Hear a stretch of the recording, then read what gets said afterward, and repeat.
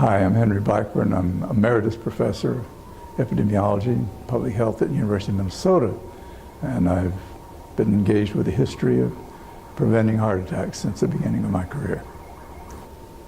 The Council on Epidemiology and Prevention of American Heart asked me about 20 years ago to write the history of the Council and all its turbulent beginnings, and I did, and I covered the first 30 years, and I learned that the whole story is never told, and I got lots of interesting data, and I did interviews on 100 of our pioneers.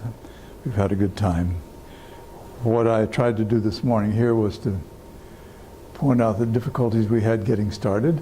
Most of us were cardiovascular experts. We weren't epidemiologists. We hadn't thought in those terms. We were in the clinic, we were in the lab, we were not in population. So we had a lot of methods to learn, and we had a lot of mistakes to make. And I gave examples of the people that did these first studies. And the first example was Paul Dudley White, the popular, beloved cardiologist of Boston, who had the idea that maybe the characteristics that reflected our vulnerability to heart attacks would best be seen in young people who survived. So he collected 100 people who lived through a heart attack before age 40, and he matched them with controls. He matched them so well that he couldn't find any differences in. Just a simple, naive mistake of false sophistication. And I went in to recount a lot of those problems. Ancel Keys, next in 1947, had the idea that if you made enough good measurements frequently, then you could resolve any question. So he made good measurements in 500 men in the Twin Cities, not really thinking forward to the rate at which they would have heart attacks. The next year, Framingham study started, the most famous of our studies. It had a sample size 10 times as large.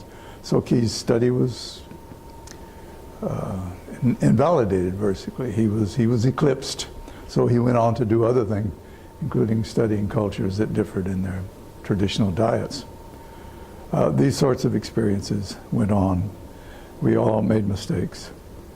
Then I talked about how institutions developed to go along with this knowledge, and how Paul Dudley White again was offered the chance to lead the first advisory heart council to NIH.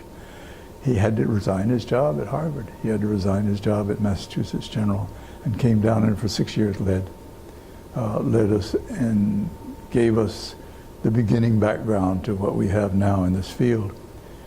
Soon there was a new director of the new Heart Institute appointed in '52. He was a real epidemiologist, the first one. And when the officers of the Heart Association heard about his appointment, they said, "What are we doing appointing a diarrhea doctor to head the Heart Institute?" Turned out that it was the best thing that ever happened to us. He established epidemiology on an equal footing with clinical investigation, on an equal footing with laboratory investigation.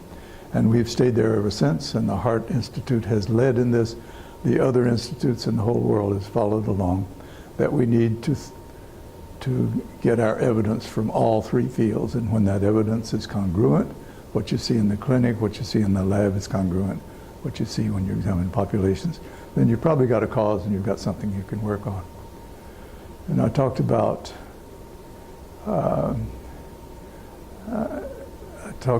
gave the study of Jack Goffman to talk about the mistakes that we encounter. Goffman had isolated the first milligram of plutonium as a graduate student in Berkeley. J. Robert Oppenheimer came and got that tube and went off and made the atom bomb. And as soon as it exploded, Jack Goffman organized a group of scientists against nuclear war. He lost his job, he lost his research, he lost his career. So he went to medical school. He used the same instruments and the same centrifuges to discover the lipoproteins of American blood, and went through a whole series of studies in animals and people showing that lipoproteins had different functions and could predict coronary disease in different ways. So I gave these examples of our mistakes. Finally, the authorities at NIH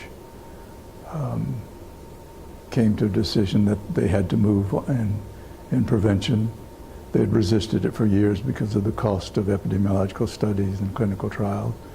And they announced a policy at the American Heart meetings the fall of '71. And everything that we have now, our ability to do clinical trials, to do surveillance studies, to do community health programs, to have training in preventive cardiology, derives from that new policy that was set in '72. The jobs that we have, the careers that we have, and our ability to do good work depends on the pressure that the Heart Association councils put on NIH and put on the community to get interested in preventing heart attacks and not just curing them. Thank you very much.